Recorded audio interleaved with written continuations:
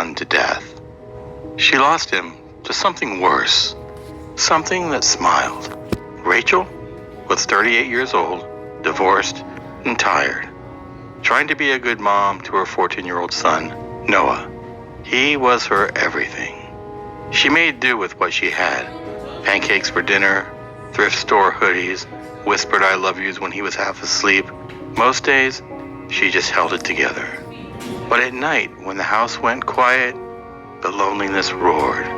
Then, one day, at the grocery store, a man with kind eyes handed her a flyer. He said, "We meet down the street. It's not a church, it's more than that. A place for people like you."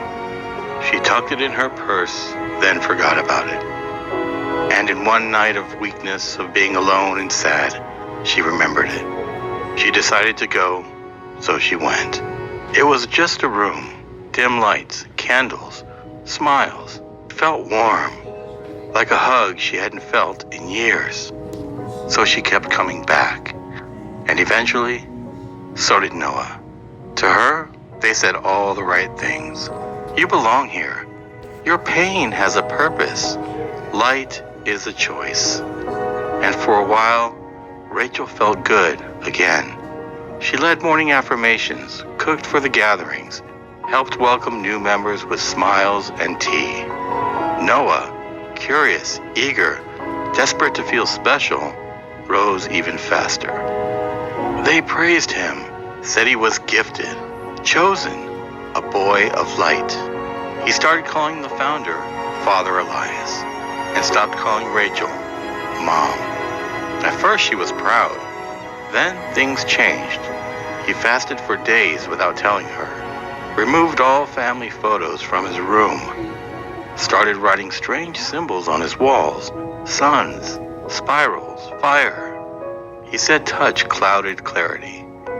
He then stopped hugging her. She stayed for 3 years. She cooked, she prayed, she smiled, she believed. But over time, the cracks formed. Small at first, money changing hands in silence, girls being assigned to higher leaders, Noah being praised for his purity, while others were being punished for theirs. Some people she grew very close to were suddenly gone. No goodbye, no mention, just erased. Once, she heard crying behind the chapel wall. The next day, the room was sealed off.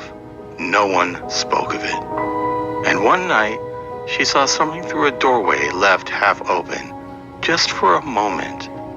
To this day, she still can't talk about it. That's when she went to Father Elias. She asked why certain things were happening, why people disappeared. He just smiled and said, "Faith is painful at first, then it becomes freedom." So she told Noah, "We need to go. Please, let's just leave."